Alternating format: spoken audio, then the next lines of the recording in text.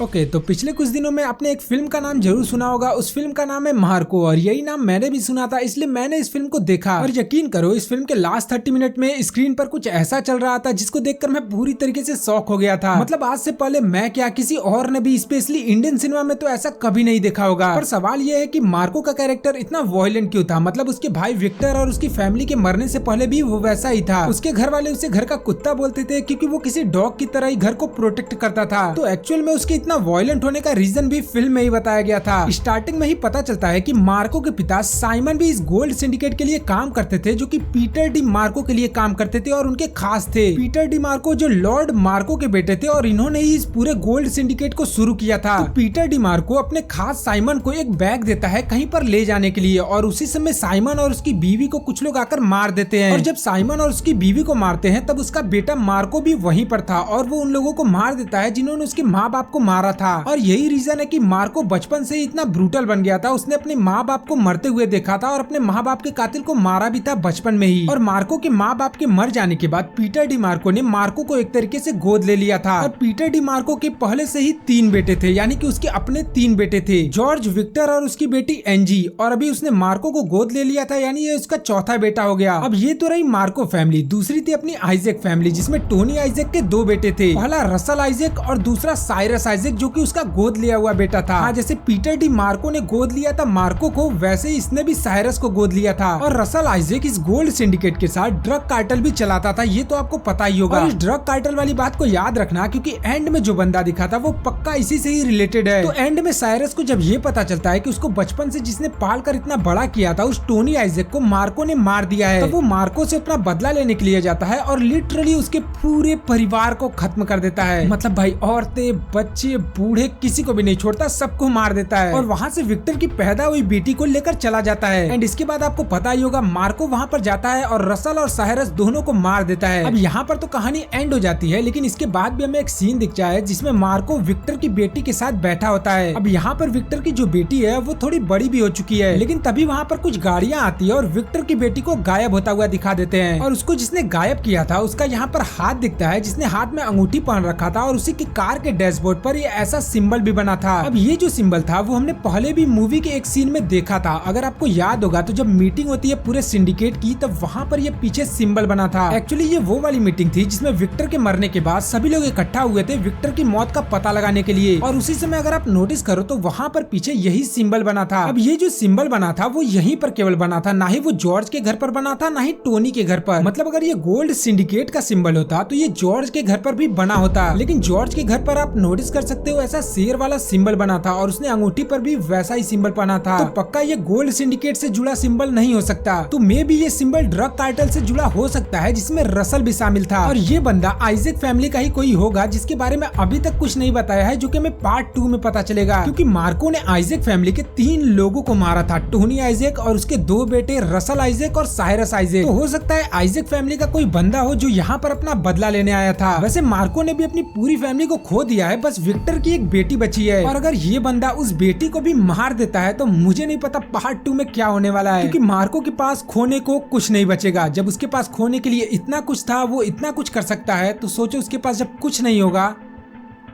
तो वो क्या करेगा। Each and every word counts. तो आई थिंक इसका सेकंड पार्ट और भी ज्यादा ब्रूटल होने वाला है। तो आप इसके बारे में क्या सोचते हो मुझे कमेंट करके जरूर बताना। और हाँ, वीडियो पसंद और चैनल पसंद सब्सक्राइब कर देना।